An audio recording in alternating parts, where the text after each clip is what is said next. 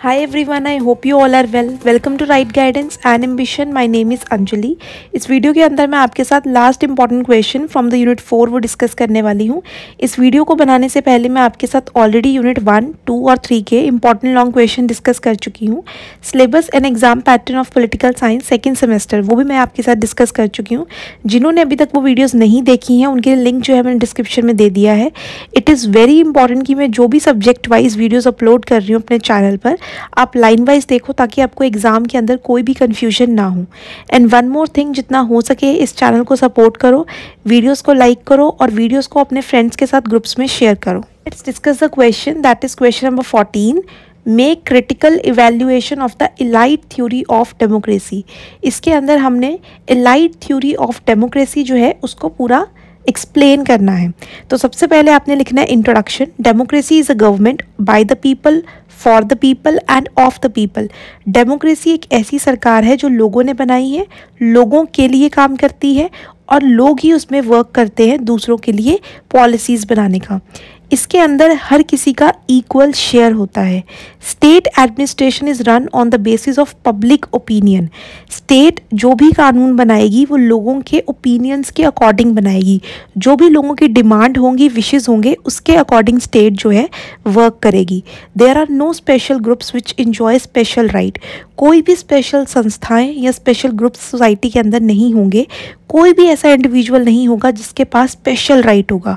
Democracy की सरकार के अंदर हर कोई इक्वल रोल प्ले करता है। अब जो ये इलाइट थ्योरी है इसके अंदर रूलिंग पावर जो है कि जिसके हाथों में पावर होगी वो माइनॉरिटी में लोग होंगे, मतलब बहुत ही कम नंबर में लोग होंगे जिनके हाथों में पावर होगी।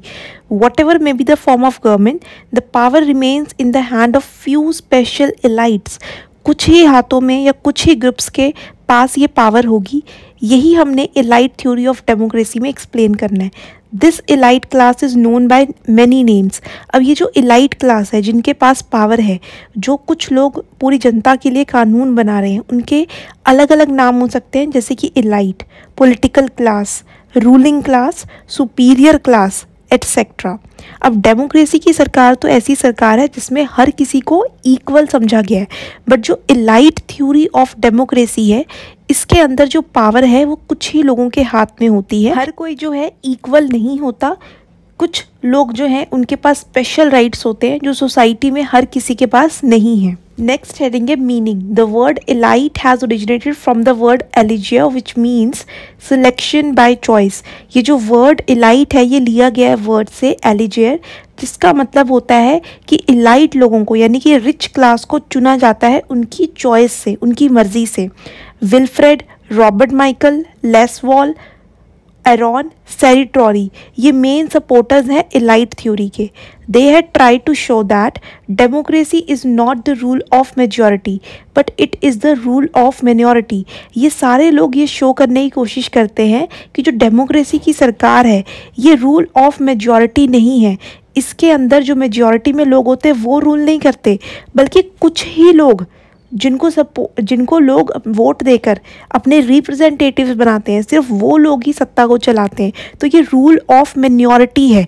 सारी जनता मिलकर डायरेक्टली रूल नहीं बनाती है। The aim of election is to elect an elite group which is always in minority. Election इसलिए करवाए जाते हैं ताकि जो भी इलाइट ग्रुप है यानी रिच क्लास है, पावरफुल लोग हैं, उनको चुना जा सके और वो लोग हमेशा ही कम नंबर्स में होते हैं। सब लोग एक जैसे नहीं होते हैं, सब लोग पावरफुल नहीं होते, हर कोई रिच नहीं होता। इलेक्शन में सिर्फ रिच लोग और पावरफुल लोगों को चुना जाता है सत्ता में कानून बनाने के लिए। Now one definition according to C Wright Mills, we may define power elite in terms in means of power. हम इलाइट क्लास उसको कहेंगे जिसके हाथ में पावर होगी। कोई भी पावरफुल या अमीर आदमी जिसके हाथ में सत्ता की पावर है उसको इलाइट कहा जाता है। और जिनके पास इम्पोर्टेंट पोस्ट है यानी मेन जितनी भी पोस्ट होंगी सरकार की वो सारी इलाइट क्लास के हाथ में होंगी। Now characteristics of political elite. सबसे पहला पॉइंट है small in number. Her state के अंदर कुछ स्मॉल इलाइट ग्रुप्स प्रेजेंट होते हैं, जैसे कि मिलिट्री ऑफिसर्स, धार्मिक लीडर्स, इंडस्ट्रियलिस्ट और बिजनेसमैन। ये जो ग्रुप्स होते हैं इनका नंबर बहुत छोटा होता है, यानी इस ग्रुप के अंदर नंबर में जो लोग प्रेजेंट होते हैं वो काफ़ी कम रहते हैं, बट ये जितने भी लोग होते हैं बहुत पावरफुल होते हैं। सेकंड, ये जो एलाइट ग्रुप होता है ये ऑर्गेनाइज्ड होता है और इसके जो मेंबर्स होते हैं वो एक दूसरे के साथ एक जैसी आइडियोलॉजी रखते हैं और एक दूसरे के इंटरेस्ट जो है उसको प्रोटेक्ट करते हैं, इसीलिए वो पूरा जो ग्रुप है ना एलाइट, वो एक ऑर्गेनाइज तरीके से काम करता है। Third, open entry. ये जो एलाइट ग्रुप है इसका मेंबर कोई भी बन सकता है। Man having skill and abilities can get entry easily in this group. कोई भी इंसान जिसकी एबिलिटीज़ काफ़ी अच्छी हैं, वो एजुकेटेड है, टैलेंटेड है, तो वो इस ग्रुप का मेंबर बन सकता है। Fourth, monopoly over political power. ये जो एलाइट ग्रुप्स होते हैं किसी भी कंट्री के अंदर, इनके पास ही रियल पावर होती है। This groups rules over the rest of the society. यही एक ग्रुप जो है पूरी सोसाइटी के लिए कानून बनाते हैं। Fifth, open competition among different elite groups. हर कंट्री के अंदर अलग अलग जो है एलाइट ग्रुप्स प्रेजेंट हो सकते हैं और वो एक दूसरे के साथ ओपन कंपटीशन करते हैं पावर के लिए। सिक्स्थ पॉइंट है कॉन्शियस ऑफ देयर इंटरेस्ट। जितने मेंबर्स होते हैं एलाइट ग्रुप के, उन्हें अच्छे से पता होता है उनके इंटरेस्ट क्या है। वो कभी भी कॉमन मैन के इंटरेस्ट के लिए वर्क नहीं करते, वो हमेशा अपने बेनिफिट्स के बारे में सोचते हैं, रूल्स रेगुलेशन जो है अपने बेनिफिट के लिए बनाते हैं। Seventh point, absence of absolutism. In democracy elite group does not make use of absolute power. Democracy सरकार के अंदर ये जो एलाइट ग्रुप होते हैं कभी भी 100% पावर का इस्तेमाल नहीं करते। अनलिमिटेड पावर वो इस्तेमाल नहीं करते, एक लिमिट में रह के ही पावर इस्तेमाल करते हैं, क्योंकि उन्हें पता होता है फ्यूचर में जब इलेक्शंस होंगे तो लोग उन्हें नेक्स्ट इलेक्शंस में चेंज कर देंगे, तो इसीलिए कभी भी elite group unlimited power use नहीं करते हैं। Eighth point, elections are elections of elites. जो भी सपोर्टर्स हैं एलाइट थ्योरी के, वो ये कहते हैं कि इलेक्शन करवाए इसीलिए जाते हैं ताकि रिच और पावरफुल लोगों को चुना जा सके, तो इसीलिए ये जो इलेक्शन होते हैं ये इलेक्शन ऑफ एलाइट्स के इलेक्शंस होते हैं, इनमें एलाइट्स को चुना जाता है। Ninth point, no special importance is given to ideology. जो एलाइट थ्योरी के सपोर्टर्स हैं वो ये कहते हैं कि सोसाइटी के अंदर हार्मनी, पीस और बैलेंस बनाए रखने के लिए ये जो एलाइट थ्योरी के लोग होते हैं वो किसी भी एक विचारधारा में बिलीव नहीं करते हैं। अगर वो ऐसा करेंगे तो आइडियोलॉजिकल डिफरेंसेस होंगे सोसाइटी के अंदर, जिससे स्टेबिलिटी की प्रॉब्लम आ सकती है। तो इसीलिए एलाइट थ्योरी के जितने भी मेंबर्स होते हैं वो किसी भी विचारधारा यानी आइडियोलॉजी में बिलीव नहीं करते हैं। नेक्स्ट हेडिंग है क्रिटिसिज्म ऑफ एलाइट थ्योरी। इसकी क्या कमियां हैं, क्या बुराई की गई है इस थ्योरी की। सबसे पहला पॉइंट है lack of faith in common man. जितने भी सपोर्टर्स हैं इस थ्योरी के, वो कॉमन मैन की एबिलिटी में बिलीव नहीं करते हैं। वो ये नहीं मानते कि कॉमन मैन भी सत्ता को चला सकते हैं, रूल्स रेगुलेशन बना सकते हैं। उनका जो बिलीफ और विश्वास होता है वो सिर्फ एलाइट्स लोगों में है कि जितने भी पावरफुल या रिच क्लास के लोग हैं वही जो है एडमिनिस्ट्रेशन का वर्क कर सकते हैं। Second point, elites cannot maintain equilibrium in society.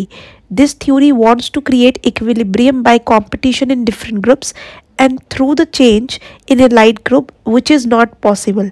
ये जितने भी elite group के members होते हैं ये सोसाइटी के अंदर बैलेंस बनाने की कोशिश करते हैं, क्योंकि जितने भी ग्रुप होंगे वो आपस में कॉम्पीट करेंगे, इलेक्शन में खड़े होंगे, एक दूसरे को फेस करेंगे और जो जीतेगा वही एडमिनिस्ट्रेशन का काम करेगा।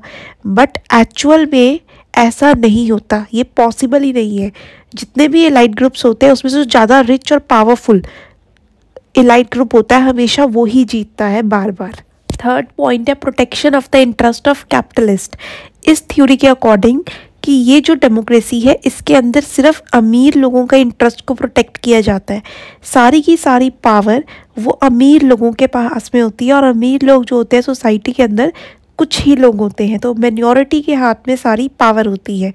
Fourth point, this theory does not give importance to public opinion. ये जो एलाइट थ्योरी है इसके अंदर लोगों की क्या विशेज़ हैं, क्या डिमांड है, उनका क्या ओपिनियन है सरकार को लेके, उसको कोई भी इम्पोर्टेंस नहीं दी जाती। Fifth point, this theory gives no importance to man. Everybody is not capable to run the administration. इसके अंदर ऐसा समझा जाता है कि हर इंसान जो है वो सरकार को चलाने के लिए कैपेबल नहीं है। Man should respect the decision taken by the elite class. हर इंसान को एलाइट क्लास का डिसीजन जो है वो मानना पड़ेगा, क्योंकि सिर्फ एलाइट क्लास ही लोगों के लिए रूल बना सकती है और कॉमन मैन को उनके रूल्स मानने ही पड़ेंगे। नाउ एंड में conclusion 4 to 5 lines, and it is very important to write the conclusion in the end. Conclusion लिखने से आपका आंसर जो है कंक्लूड हो जाएगा। कोई भी इंपॉर्टेंट लाइंस जो हमने पूरे क्वेश्चन में डिस्कस की हैं वो आप यहाँ लिख सकते हो। इनकेस आपको नहीं पता लगेंगी लाइंस तो मैंने आपके लिए यहाँ पे लिख दी है, आप यहाँ से रीड कर लेना, बट कंक्लूजन लिखना is must. I hope you will find this video informative and helpful. If you have any doubt related to this video or your syllabus, please comment below, share this video with your friends and subscribe the channel so that you will get the notification on time. All the best achievers. Have a nice day.